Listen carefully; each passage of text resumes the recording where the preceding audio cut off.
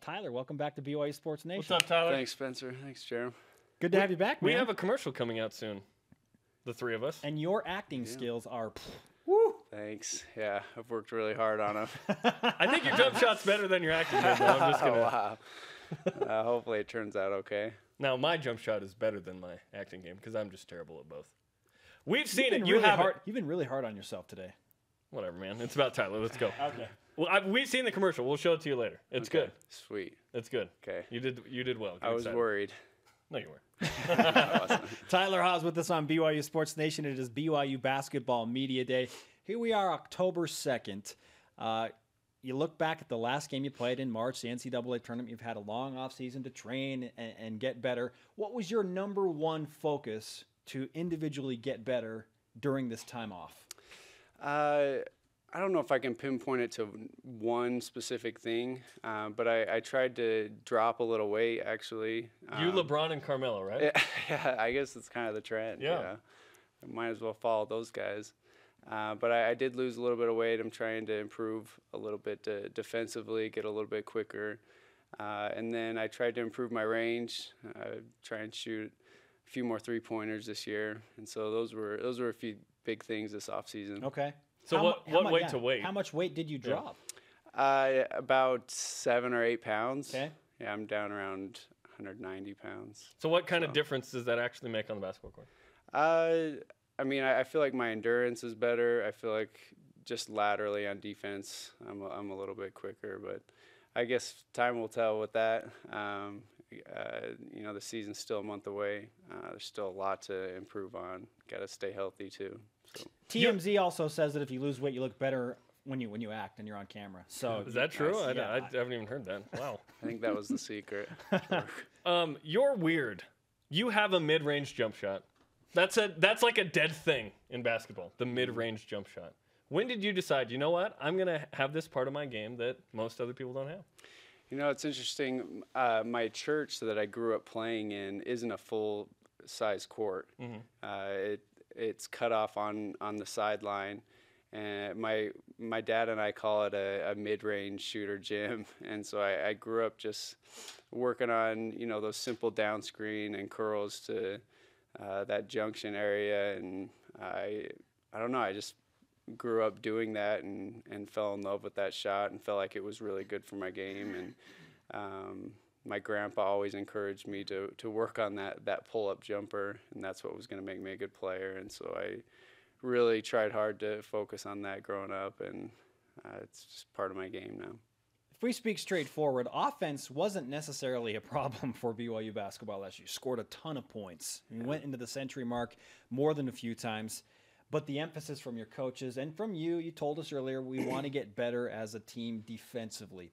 How do you get better defensively, and how will that translate to the court? What do you look for to say, yeah, we're a better defensive team? Well, it starts every single day in practice and trying to change that, the culture of our team, that mindset of our team, because there's so many talented scorers on the team, and everyone wants to put the ball in the basket. And so we're trying to put that emphasis and that focus that we're going to get down and guard, and it's not okay to let your guy score. And we're focusing a lot more on that. So hopefully that changes.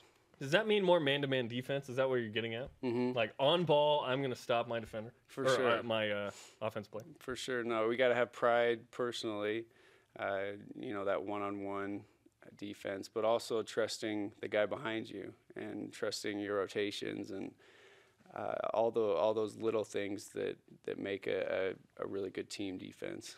You've been listed as one of the best wing players by a number of preseason publications in college basketball right now. Expectations are high, but how do you take the step to go next level? I know you mentioned three-pointers already, but how does Tyler Haws improve upon what you've already done? Hopefully I can just translate the things that I've worked on this off season. But being a senior now, I have to take that leadership role and help all the younger guys come along. I feel like I've got lots of experience under my belt. So just keeping guys' heads right, but just being consistent every single day. I think that's what's made me good so far. and just striving to be consistent each day in practice and then every single game. What makes a good leader to you? Someone that doesn't leave anyone behind and doesn't let anyone go sideways. There were times last year where lots of guys could have gone sideways, and I felt like the leaders of that team helped everyone stay together. And there will be ups and downs this season. Hopefully less downs. But the leader has to be the one that keeps everyone together, keeps everyone focused on the main goals. Who is the verbal leader of this team? And maybe you have yet to see that, but based on who's coming back, a lot of new guys, I imagine it'll be someone that's returning. Right? Who's going to get in your face? Who can call the other guys out? No, there's a few different guys. I think Kyle's one that really takes a vocal role. Chase Fisher has a lot of experience. That doesn't surprise me at all. Seems like he doesn't stop talking some days. We'll talk to Chase later. But I mean, there's lots of other guys that have a lot of experience and a lot of wisdom to share. I mean, Ants and Nate and Josh. Are you going to say your name in there? I need to step up and take a more vocal role and take communication seriously.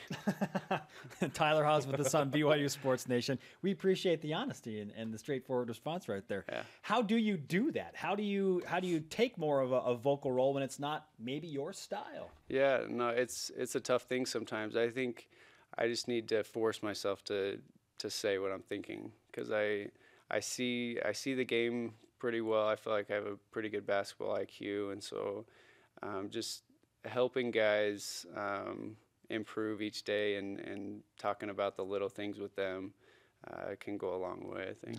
Yeah, and one of the best ways to lead is by example, and you get a bunch of buckets, which brings us to the stat of the day.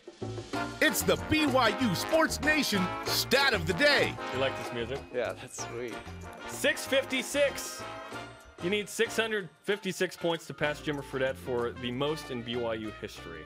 At 23 points a game, that'll take you 28 games. What have you conversed with Jimmer about this? I haven't. At all? Nothing. I haven't. No, Nothing. We haven't talked about it. What would it mean? I know we've asked you this, but now that we're getting closer to the season, is that something that you ever envisioned that you'd even come close to when you came to BYU? No way. Not in my wildest dreams. It's kind of just happened, and I can't take all the credit. I got to give all the credit to my coaches and my teammates and everyone for trusting me and getting me the ball. And we hope you stay healthy and continue to score a bunch, because that's going to be a special thing. That's really going to be a special thing if you're number one and you pass Jimmer. Yeah, that'd be pretty cool. Question for you, The Tyler. Understatement of the Year by Tyler Haws right there. That would be pretty cool. Question for you, Tyler, from @Drew for BYU. Do you envision yourself playing in the NBA after your senior season? I do. I want to play in the NBA, and that's always been my dream and goal. But you can't look too far ahead. You got to just take things one step at a time, and my focus is all on BYU basketball right now and what we're doing here. We got to have a really good year and win. That's our main goal. 17 eligible players. Describe to us kind of what you think this team's going to be like. It's a very deep team, and lots of guys that can really play, can really score the ball.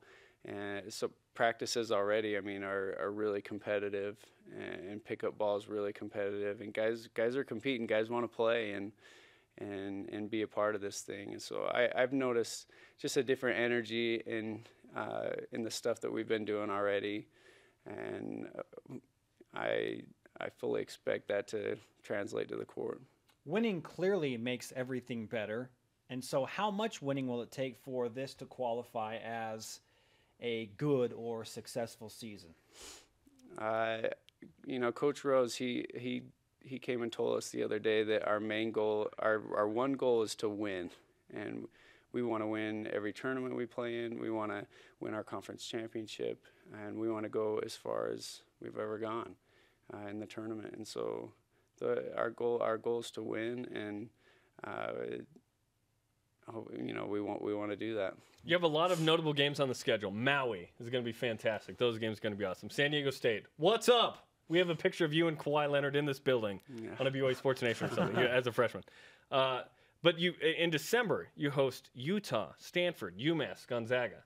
That's going to be a huge month. Oh, it'll be awesome. We're looking forward to the challenge and at home. You finally get a bunch of great home games. Yeah, no, it's a great way to draw up your senior year. I mean, having so many home games and lots of big time teams coming in here. So I'm really excited. Looking forward to it. I can't wait for you to get in somebody's face on the court and just go nuts. That's not going to happen. Boom Shakalaka coming up on October 17th as well. Make sure you got your game ready for that. The basketball showcase. You going to win something of that this year? Boom Gosh, I better. I need to. Tyler, always great to talk to you, man. Thanks.